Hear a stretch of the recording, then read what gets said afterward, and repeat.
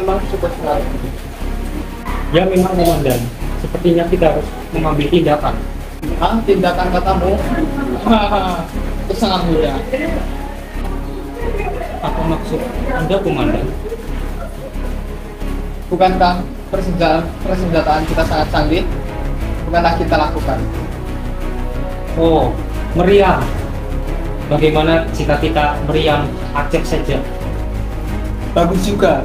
Aku tak sia-sia punya pendamping sepertimu.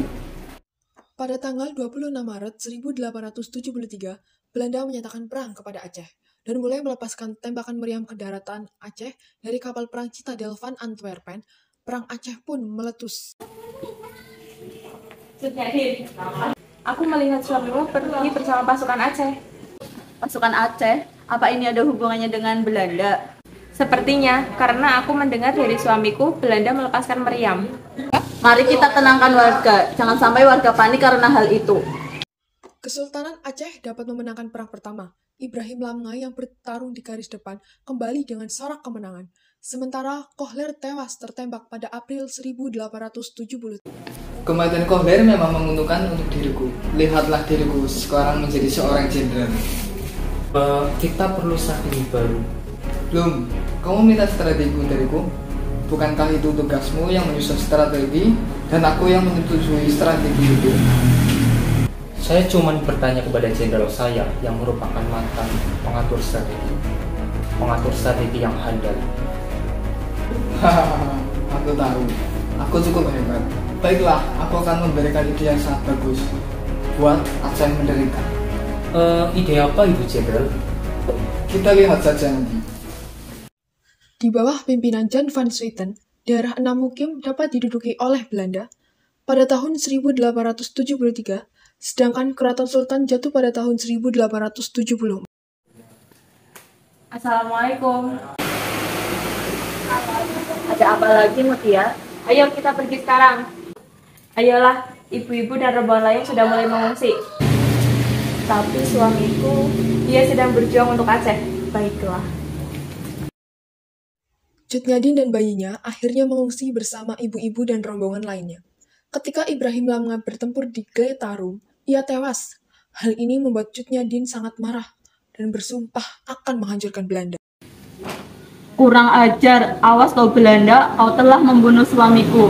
Akan kuhabisi kau dengan tanganku. Aku akan menghancurkanmu.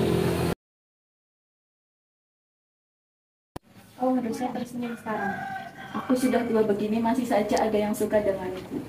Kau harusnya senang akan hal itu. Bagaimana aku bisa senang? Sudahlah, dia telah menunggumu. Izinkan saya memperkenalkan diri. Saya Tengku Umar. Saya tahu. Saya hendak melaporkan kamu. Untuk apa? Maaf, aku tidak bisa menerima Anda. Cut Nyadin, kau memang wanita tangguh, pemberani, dan juga kokoh dalam pendirian. Ketika kau menikah denganku, aku akan membolehkanmu ikut dalam medan perang. Dengan begitu, kamu dapat menghancurkan Belanda dengan tanganmu sendiri. Baiklah, aku akan menerimamu, asalkan kau menepati semua omonganmu itu. Saya permisi. Akhirnya, Cut Nyadin menikah dengan Teuku Umar pada tahun 1880. Mereka dikaruniai anak bernama Cut Gambang. Perang dilanjutkan secara gerilya dan dikobarkan perang fisabilillah. Teuku Umar melakukan sebuah taktik. Itu taktik yang cukup bodoh, suamiku. Tidak, itu taktik yang sudah aku pikirkan sejak dulu. Aku melakukan ini untuk Aceh. Saya padaku. Aku tidak akan mengkhianati Aceh. Tapi Teuku Umar... Lihatlah sekarang. Aku bisa sedekat ini dengan Belanda. Aku dapat membodohi mereka. Percayalah padaku. Aku percaya padamu, lakukanlah apa yang ingin kau lakukan. Keesokannya, Teuku Umar dan pasukan yang berjumlah 250 orang pergi ke Kutaraja dan menyerahkan diri kepada Belanda. Sampai di sana... Tengku Umar, kau suatu kehormatan bagiku, kau telah datang ke sini. Aku datang ke sini bersama 250 pasukanku. Apa maksudmu? Apa yang ingin kau lakukan? Aku ingin menyerahkan diriku dan juga pasukanku. Akan ku terima pasukanmu dan denganmu dengan penuh kehormatan. Belum, bawa mereka dan pasukan mereka ke aula untuk menemuinya. Pergilah ke aula. Tengku Umar, kami akan menemuimu. Pergilah kaulah Tengku Umar. Kami akan menemui. Baiklah. Musuh yang sangat mudah. Kukira sangat mudah untuk menaklukkan mereka. Benar, Jenderal. Kita harus membuat rakyat Aceh terbakar. Apa maksudmu, Belum? Kita harus membuat Tengku Umar sangat terhormat di sini agar rakyat Aceh sangat amarah. Baiklah, itu kamu yang bagus. Angkatlah Tengku Umar sebagai komandan unit pasukan Belanda dengan kekuasaan penuh. Kekuasaan penuh, sungguh itu yang luar biasa. Belanda sangat senang karena musuh yang berbahaya mau membantu mereka, sehingga mereka memberikan Tengku Umar gelar Johan Pahlawan dan menjadikannya komandan unit pasukan Belanda dengan kekuasaan penuh. Suamimu hebat, sekarang dia memimpin pasukan kita. Aku harap Belanda hancur. Iya, Mutia.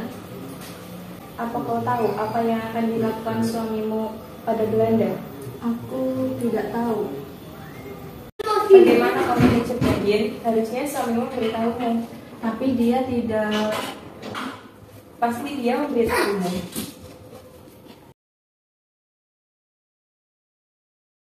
Selamat siang, Ibu Umar. Selamat siang, Cuk Mutia. Bolehkah ini dan Cuk Nyadin sebentar? Boleh, aku akan pergi. Silahkan berbicaralah. Kau memberitahunya? Tidak, aku harap dia tidak tahu tentang itu. Bagaimanapun, dialah seorang diri dulu. Informasi apapun dia tahu. Aku tidak ingin dia tahu.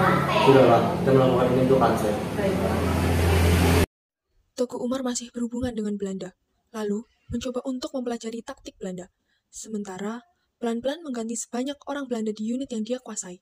Karena merahasiakan rencana itu, Tengku Umar dan Cut Nyadin dituduh sebagai pengkhianat oleh orang Aceh.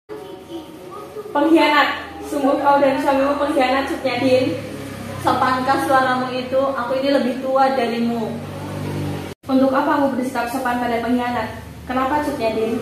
Sekarang berikan aku kesempatan bertanya padamu. Di mana rasa hormatmu pada suami pertamamu yang hingga meninggal? Membela rakyat Aceh dan sekarang kau mengkhianatinya. Kenapa kau terdiam, Cut Nyadin? Di mana mulutmu? Di mana sumpah yang kau ucapkan dengan mulutmu itu? Sumpah menghancurkan Belanda dengan tanganmu sendiri. Di mana, Cut Nyadin? Apa aku harus menjawabnya? Cut Nyadin, dulu aku mengira kau adalah wanita Aceh yang pemberani dan tangguh. Tapi sekarang kau bahkan terlalu rendah, sangat rendah untuk dikatakan seperti itu. Kenapa, Cut Nyadin? Apa salah rakyat Aceh padamu? Pergilah, Mutia. Baik, aku akan pergi. Terima kasih, Cut Nyadin, atas pengkhianatanmu.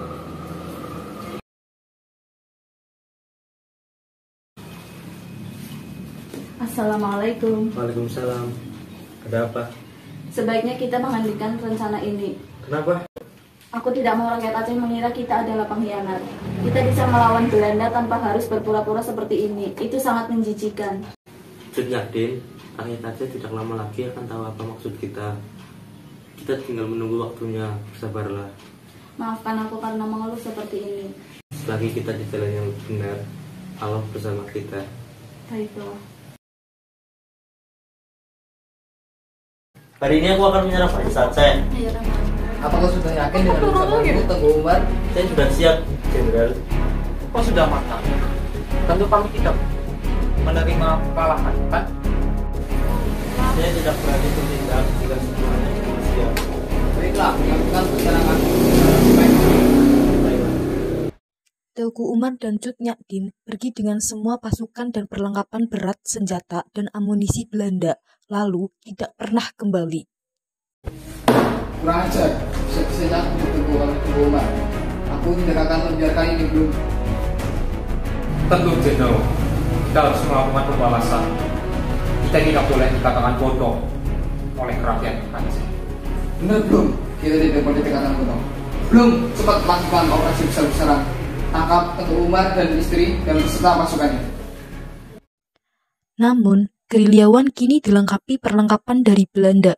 Mereka mulai menyerang Belanda, sementara Jenderal Van Swieten diganti. Masih kamu memang tidak becus dalam hal ini. Jenderal, saya mendapat beberapa informasi. Baik, berikan apa yang kau punya. Pasukan Aceh terus menekan kita. Kita harus menyerang negara Jalan Malipo. Begitu ya, sebenarnya kita perlu begitu ya. Seperti kita perlu mengirimkan susu ke Aceh. Apa itu, Jenderal?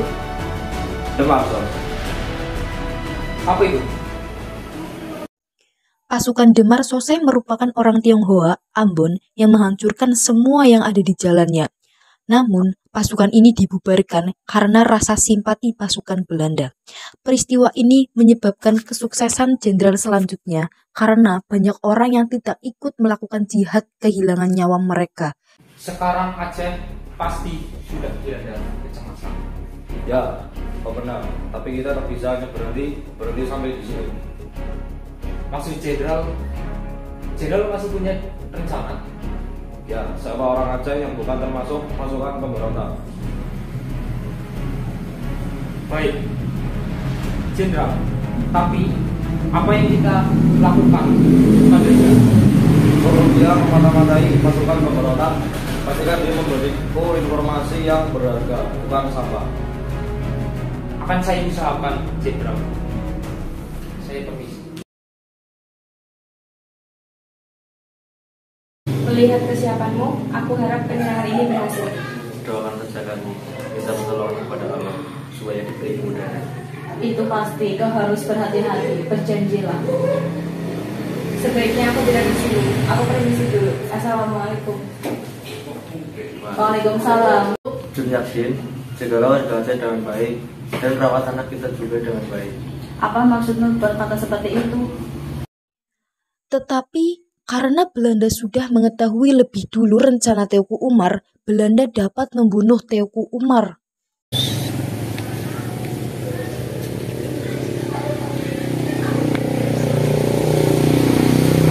Ada apa? Kenapa kau mendatangiku? Aku minta maaf kepada Cut Nyak-din. Tapi suamimu... Kenapa dengan suamiku? Apa yang terjadi dengannya? Tengku Umar gugur tertembak peluru. Hah? Apa? Tidak, Anda pasti salah. Abu saya belum meninggal. Cut Gambang, sebagai perempuan Aceh kita tidak boleh menumpahkan air mata untuk orang yang sudah syahid. Cut Nyak-din lalu memimpin perlawanan melawan Belanda di daerah pedalaman Meulaboh bersama kecilnya dan mencoba melupakan suaminya. Selain itu, Cut Nyak-din sudah semakin tua. Matanya sudah mulai rabun dan ia terkena penyakit encok. Juga jumlah pasukannya terus berkurang. Engkau mengapa Cut Nyak-din? Aku baik-baik saja, Panglawat. Apakah kamu mau diberikan makan atau minum? Tidak usah. Mau kemana kau, Panglawat? Saya akan pergi, tapi saya akan kembali lagi. Semoga Anda senang saat saya kembali. Baiklah. Panglaut melaporkan lokasi markasnya kepada Belanda. Akibatnya, Belanda menyerang markas Cut Nyak-din di Beutong Le Sage. Mereka terkejut dan bertempur mati-matian. Cut Gambang. Ada apa, Mak? Cut Nyak-din, kau tidak apa-apa? Mutia, tolong bawa anakku pergi dari sini. Tidak, aku tidak akan meninggalkanmu. Pergilah, aku mohon pergilah. Ini demi Aceh. Tidak, Mak, tidak. Aku tidak akan membiarkanmu, Belanda.